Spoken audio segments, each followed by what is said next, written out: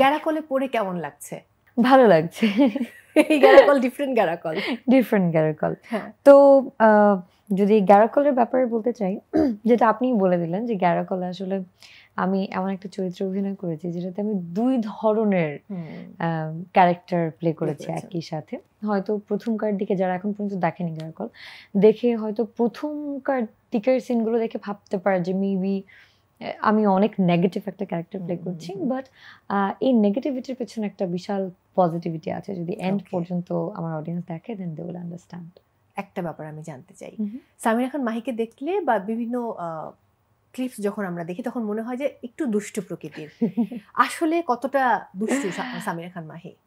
আমি ওটা ডিপেন্ড যে আমি আসলে কাদের সাথে আছি। যেমন ফ্রেন্ডসদের সাথে আমি অনেক অনেক চঞ্চল দুষ্ট, ফ্যামিলির সাথেও মোটামুটি চঞ্চল, বাট ফ্যামিলির সাথে it's more of like very থাকে না যে অনেক ম্যাচিওর টাইপের মাহি।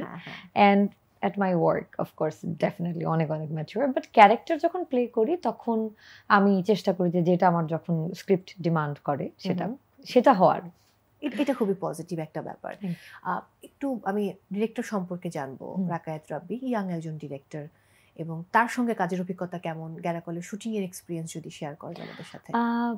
রাকায়েত রাব্বির সাথে কাজ আমার it was a very good experience. আমাদের প্রথমবার কাজ। সো আমি যখন এইটার শুটিং করছিলাম, আমার কো অ্যাক্টর হিসেবে আমি দিনার ভাইকে পেয়েছি, তানভীরকে পেয়েছি। দুজনই একদম 2 প্রজন্মের এবং দুজনই খুব ডিফারেন্ট প্যাটার্নের অ্যাক্টিং করেন। তো দুজনের সাথে আমার মোটামুটি খুব ক্লোজ সিনগুলো ছিল, এবং যেহেতু তানভীরের সাথে আমার আগেও কাজ করা হয়েছে এবং we know each other for long time, it wasn't very difficult.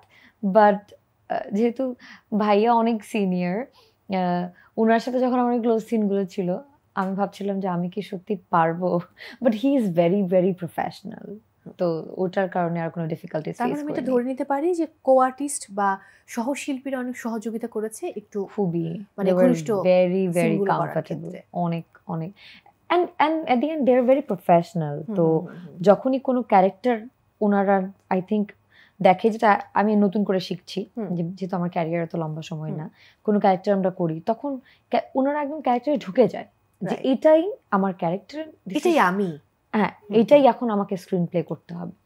So আমি অনেক কিছু শিখেছি এই প্রজেক্ট থেকে এবং আমার কো অ্যাক্টরদের কাছ থেকে, আমার ডিরেক্টরের কাছ থেকে। আমি শুধু দেখছিলাম যে আজকে এখানে কালকে ওখানে বিভিন্ন টেলিভিশনে ঘুরে বেড়াচ্ছে সামিরা খান মাহি, ইন্টারভিউজ দিচ্ছে এবং চমৎকার সময় তার কাটছে। বাট আমি যতটুকু শুনেছি আরো ওটিটির কাজ আসছে, সেটা নিয়ে কি আজকে কোনো ইনফরমেশন আমাদেরকে দেওয়া সম্ভব নাকি বারণ আছে?